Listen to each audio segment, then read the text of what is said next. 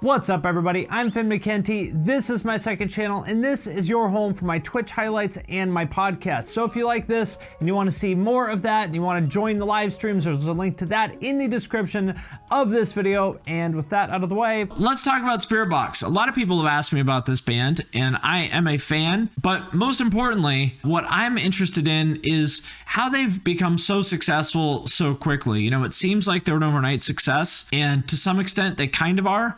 But I think really, like most other so-called overnight successes, there's a lot more to it than that. So that's what I want to talk about here. In particular, their new album, Eternal Blue, which I was not expecting this, I'll be honest. I mean, they've been doing very well for themselves, and I expected them to do well, but I did not expect this. So this is from my friend Ryan Downey's Substack, which if you're into like industry kind of stuff, I would suggest you check it out. I've known Ryan since like 98 when he was in a band called Burn It Down, and he was doing zines and stuff. He's also written for like a million other outlets. You've read his work. If you've ever read AP, you've read his stuff. Cool guy, OG of like the vegan straight edge hardline kind of world if you're into that. Anyway, this is from his Substack. Huge congratulations to Spiritbox, Jason, Majot, Sean, Haydorn, Lisa Gerlich, everyone at Rise Records, BMG, and the entire band's team for this first week debut for a debut album, no less, built from the ground up with creativity, dedication, vision, and perseverance. This type of success story is a big win for the entire genre. I couldn't agree more.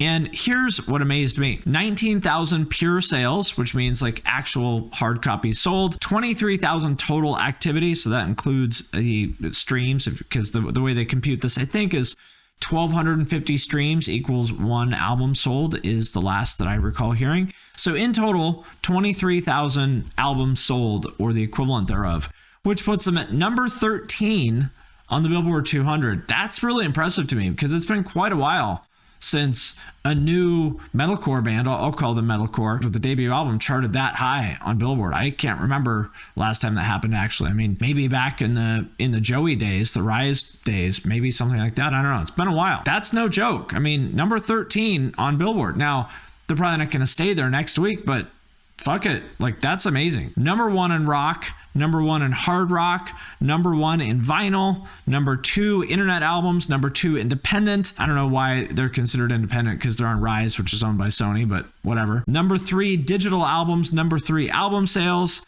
number 8 in Australia, number 17 in Germany, number 19 in the UK, and number 50 in Switzerland.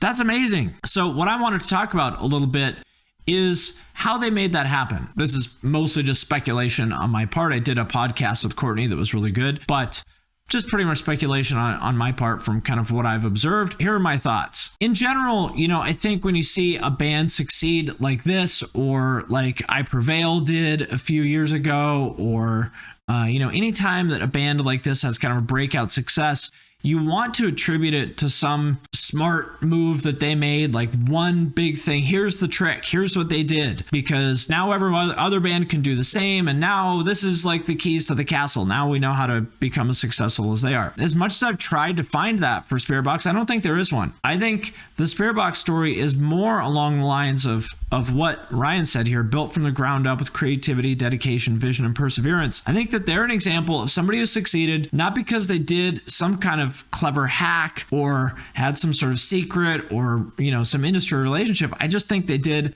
everything right. There's no gimmick. They don't even really have like a big breakout hit. All their songs are kind of consistently around the same level, give or take a bit. I think they're just, it's like executing the fundamentals. You know, if any of you play sports or anything like that, it's all about executing the fundamentals well. I think that's what they did. And to me, that's the most inspiring thing, you know, because that means anybody can do this. This means you just execute really well and you'll have success. As compared to, I'll say I Prevail, I'm not taking anything away from them, but with I Prevail, clearly what put them over was their Taylor Swift cover. They covered Blank Space in 2014, I think, when doing metalcore covers of pop songs like that was still, you know, relatively fresh. And then everyone else saw, they're like, oh, well, that's how I Prevail blew up. Well, we're going to do it too, except it didn't work for anybody other than them, because it's fucking played out. Good for I Prevail for using that as kind of their breakout. Well, I guess it worked for Bad Wolves too, but they didn't do it with the intent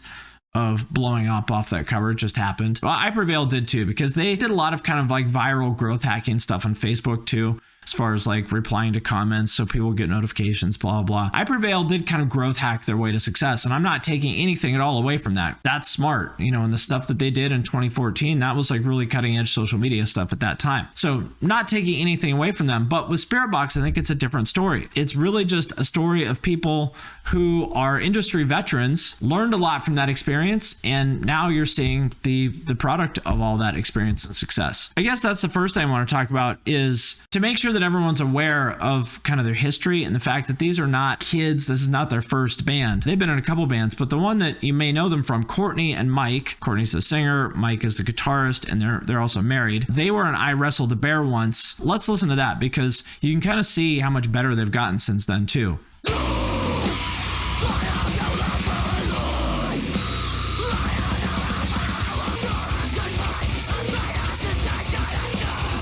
This is cool, and you can definitely tell the potential here, but Spiribox is so much better in every way than this. I know that you nerdy, you know, mathcore, wheedly type people probably like this because it has more wheedlies in it. But from the songwriting, Courtney's vocals, the stage presence, the production, the playing, just everything about this, no disrespect to this, I'm sure they would agree with me. This is, you know, 7 years ago. You can just see that they're students of the game. I mean, this is good, right? But Spiritbox like is just better than this in every way, and you can see how much work they've put in.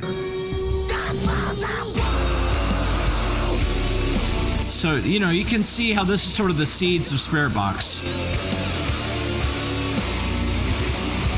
Nerds will like this better, of course, because nerds always like the scrunky thing better. But nerds are a small market. Another song that I think is a good example. It's a funny little skit in this video that I'm going to skip.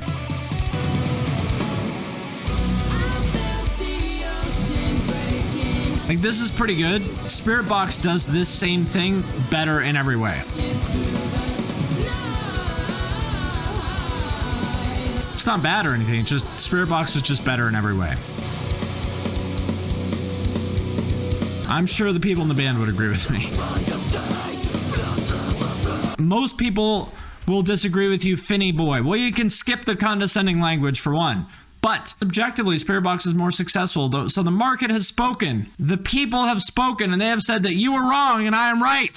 Anyhow, my point is not to like trash I Wrestled a Bear Once. My point, because they were good. My point is to say that they have well over a decade of experience. And so even though they may be a relatively new band, think about how many shows they played, how many albums they recorded, how many songs they wrote. Courtney and Mike are married. They've been together for a really long time, so they have this like dynamic. So before they even played a single note as Spiritbox, they already had all this experience, and that counts for a lot. You've seen this graphic of like the iceberg of like a successful entrepreneur or whatever. You see the top of it, but what you didn't see is the years and years and years of sacrifice and hard work and all that stuff that led up to that. I think they're a great example of this. I Wrestled a Bear Once was cool, don't get me wrong, but they're a lot better now than they were then. The other thing is that they have learned restraint. The I Wrestled a Bear songwriting was very like zany, and that's why nerds like it. I think the Spiritbox stuff, they're better songs, even though they're better players now. I mean, it was 10 years ago. How could they not be? But they've learned restraint. They're better songwriters now. The thing that really kind of made them break through was this video, which is about 1.5 years old. You know, they've been making some noise and stuff, but this is the video that really put them over, I think. This video of Courtney doing a one-take live performance of their song Rule of Nines in their home studio. Nothing fancy here, but this is it.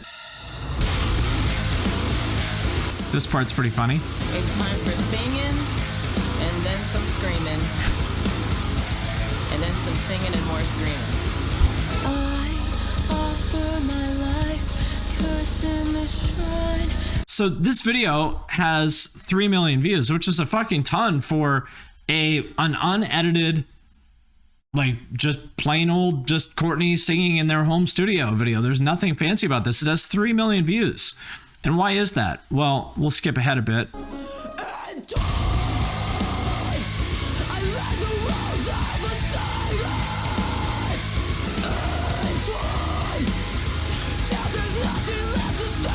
there's a few things going on here that I think made this video so successful. For one, the fact that it is a live one take performance, I think is a big part of it, because this genre, a lot of it is kind of fake and overproduced and stuff. So the fact that they sort of were willing to be vulnerable and show a raw take, which isn't perfect. I mean, it's a fantastic vocal performance, but it's not perfect, as she would tell you. I think people respond to that because so much of this genre is just so like fake and sterile. Second, you know, just that little thing at the beginning of her saying it's time for some screaming and some singing. She has a very like dry wit like that. And I think it really works for her. It just shows a little bit more personality. And, you know, it's kind of the same thing as Ginger, their video for Pisces that has like 5 bajillion views now, of like seeing a pretty girl scream like that is just kind of inherently something you don't expect, right? And like the thumbnail, I think is really good. Pretty girl with brightly colored hair. That's a good thing to click on, right? So this video, I think, is kind of, to me, what really put them on the map. And I think it's just a great example of when you have all the raw materials, which is a charismatic front person with talent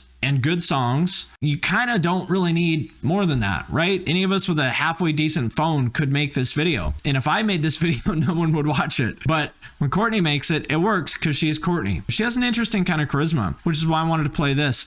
She's so like low key, and she's not a big personality at all. She's like kind of the opposite, but it works for her. Like she's almost, if anybody else did this, it would feel boring. But for some reason, with her, it just works. Introducing us, and for all our friends who came out to the show, and I think we've made some new friends. If you want to fucking hang out or whatever. Right? I mean, she's not like, what the fuck is up, Louisville? Show us what the fuck you got. She's just like, hey guys, thank you for coming to watch our band. We're having a great time. She's like the gent Billie Eilish. Here.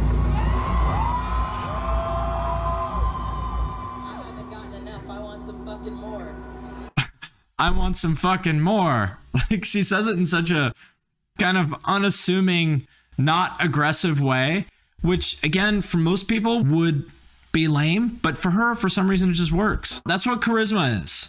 Charisma is when you can do stuff like that and people like it and think it's cool. I could do the same thing and I would just seem like a fucking dork that didn't belong on that stage. But when she does it, you're like, man, Courtney's so cool. Like she doesn't even have to try. She's just cool. That's the power of charisma. And she's got it. Another thing I think is really smart with them is they didn't really let themselves get boxed into a sound. So probably their first big song was this, Holy Roller. They put out an EP before this, I think, but this was their first big one, which I would call like, this is like a metalcore banger, which is, you know, that's a great song to kind of be your breakthrough song.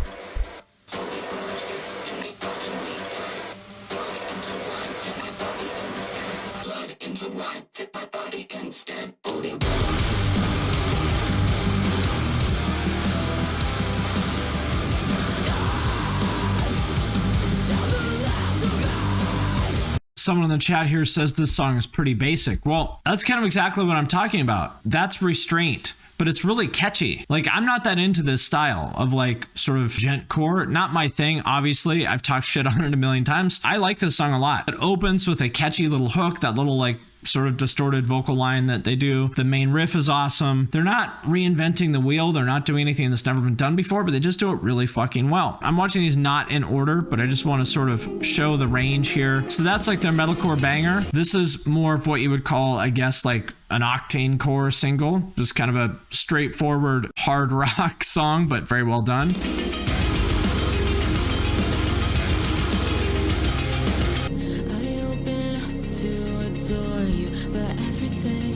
Again, I don't like this kind of stuff for the most part, but when they do it, it works. I wouldn't necessarily choose to listen to this because it's not my thing, but it's very well done. If I'm going to listen to this style, I would listen to this. And I think it's a combination of restraint.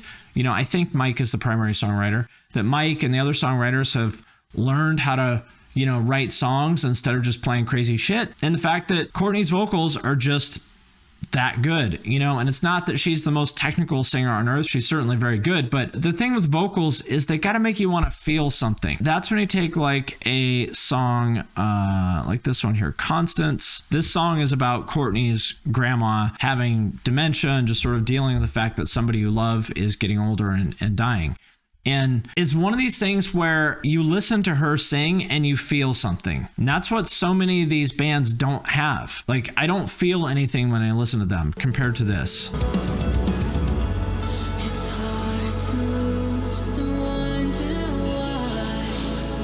I mean, like this part here, especially when you know what the song is about, you feel it.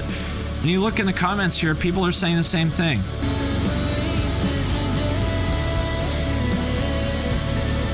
It's a fucking sad song. You know, they have a range of emotion. They can do, I would say, Holy Roller, you know, that's your metalcore banger. They've got the Octane Core songs. And this isn't a ballad exactly, but this is like a, you know, this is a sad song. They actually have something to say. This is part of the reason why Architects is so good. Like, the song Gone with the Wind is like, it's fucking hard to listen to because it's about the dude's fucking brother dying. It's about Tom dying of cancer. You know, people pick up on that. They can tell. If you have something to say, people can pick up on that. And again, I think that's part of them being adults, you know, that I guess they're in their 30s now probably, and they've, you know, been through some stuff. They're married. They're dealing with their parents getting older. They actually have something to say.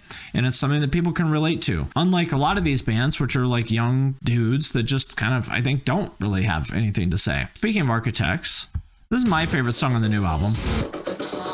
More of a banger. Featuring Sam from Architects. This is gentcore for sure, but this is good. I like this. Somebody talked about their packaging and their branding matching their music, which it does. I think that's the last thing that I wanted to point out is that I think their visuals are a big part of this. They've consistently had really good, clever videos. I think, again, Holy Roller being the song that broke them through. This is a very different, clever video. It really makes use of Courtney as a star also. Kind of reminds me of Midsummer. I don't know if that was on purpose, but that's what it reminds me of. I believe that they directed this themselves. I think they directed their first couple videos themselves. Correct me if I'm wrong on that, but I'm pretty sure that's the case. Again, it's like, what are you doing that's different than everybody else? No genting in a colored room. You know, some of their videos are, you know, fairly straightforward, but especially when they're breaking out, they consistently had really cool visuals. Something as simple as the fact that Courtney always has like brightly colored hair.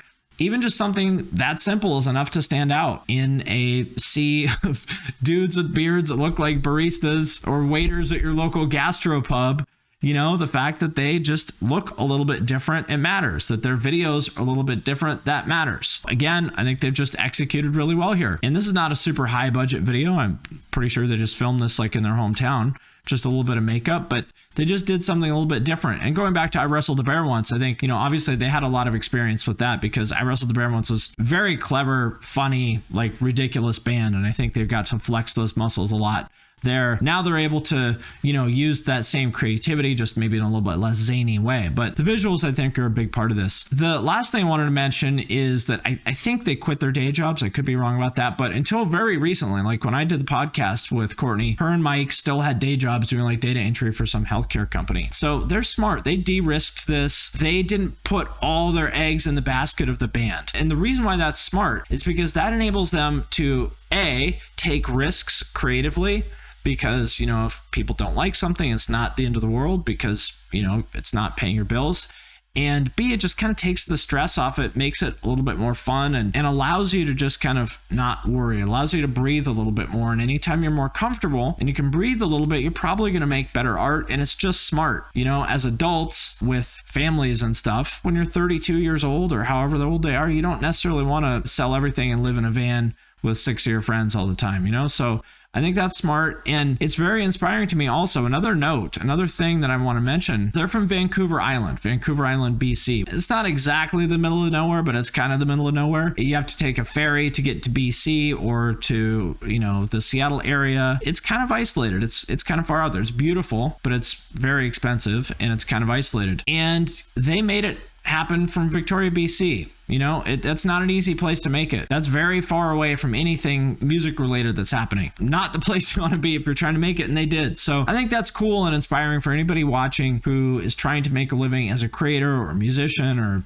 you know, whatever it is that you want to do. You don't have to live in a cool big city to make it happen, and they're proof of that. Anyway, just to wrap up the discussion of Spiritbox, I just think it's super cool to see them succeed the way that they have. And I think that really it's a testament to just what can be done if you just execute well. There's no hack. They don't have some big secret. They don't have a gimmick. I'll probably call this video something corny like the secret to Spiritbox's success or something like that. But there is none. The secret is just that they executed really well on the fundamentals because they've been grinding, playing music in bands and shit for 10, 15 years now. When you do anything that consistently for that long, you're going to get good at it. And I think it's cool, super inspiring, and to see what they've accomplished. And I just wanted to say congratulations to them and their team. And I'm excited to see what's next for them.